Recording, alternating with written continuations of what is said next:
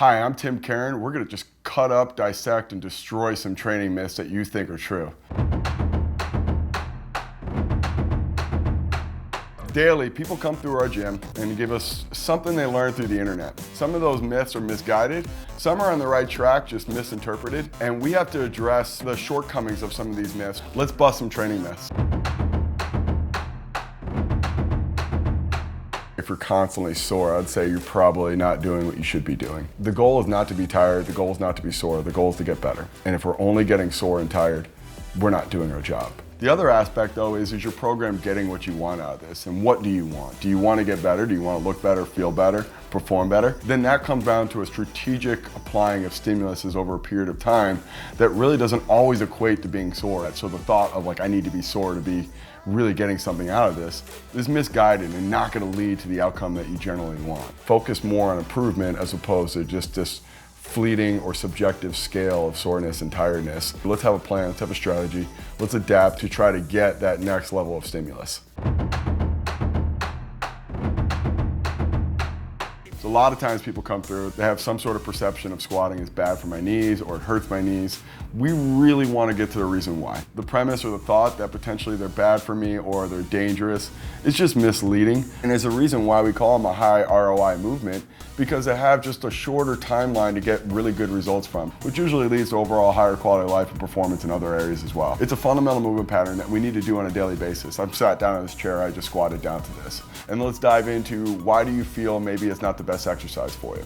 Sometimes it just stems from, I don't like doing the exercise because I have pain there beforehand. Other times it might mean we just need to change the way we're doing it and re-engineer the movement. So having that ability to do that really leads to overall higher quality of life, and figuring out what the limitations or the stigmatism against it is how we're going to start that approach. If you feel apprehensive or timid or scared or intimidated by something, that's going to probably have a bigger impact than whatever genius thought I had in terms of programming or philosophy or why squats are good.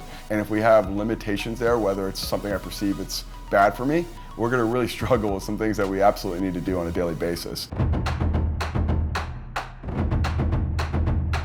The term we like to use is ad hoc. It's mostly just randomly applying stuff and with the hope that you get better, but it's not the way training or physiology works. A lot of times we break down, a lot of times we're not really respecting simple principles and laws of adaptation and recovery. You know, the body needs to have some sort of preparedness for the stressor that's coming, and then we need to have a countermeasure. This is applicable not just to CrossFit. There's a lot of places that just simply adhere to, I don't know when they're coming, I don't know what schedule they have, so we're just gonna throw random stuff at them with the intent that it's something, so that should help in some way. Are we really getting the most from the things that we decided to do? Which I don't necessarily think is part of the equation for a lot of training out there, CrossFit, Orange Theory, SoulCycle, whatever. It's more of along the lines of, yeah, we're just gonna get you tired for a couple hours and hope. It's like if I just went to my bank and just threw a bunch of money at them and said, just whatever you want to do with it, I would like some sort of strategy, I would like some sort of focus, I would like some more attention to detail from what we're doing on a daily basis. And when we're looking at CrossFit and the shortcomings,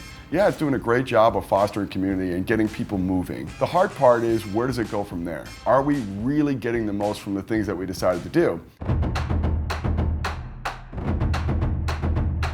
There's a famous line we use at our gym is, more is not better, better's better. And when we look at what's gonna get results, it's a matter of work plus rest. Yes, there is a timeline here, and yes, you do need to put the work in, but matching that with a consistent effort to recover from the workout you're putting in. Putting in the work, constantly matched by what we're doing in terms of recovery, really leads to ultimate performance. If it was better, we would have the results that we want.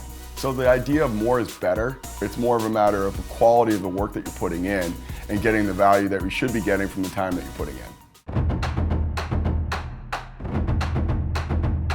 I can't imagine that if you're not big and bulky already, that it's gonna turn all of a sudden for you and physiology is all of a sudden gonna reverse and you're gonna be the anomaly. Bodybuilders or power lifters put a ton of time, ton of effort into looking that way. The couple times a week that you're gonna strength train probably is not gonna get that same end result. The more you strength train, the more efficient you'll be, the better your immune system will be. And that stigmatism of you getting bulky, it's just probably not gonna happen unless you drastically change a lot of things in your life, from diet, nutrition, supplementation, and just pure unadulterated effort in the gym. Thanks for watching. Go check out Momentous at livemomentous.com. Make sure to like and subscribe, and we'll see you next time.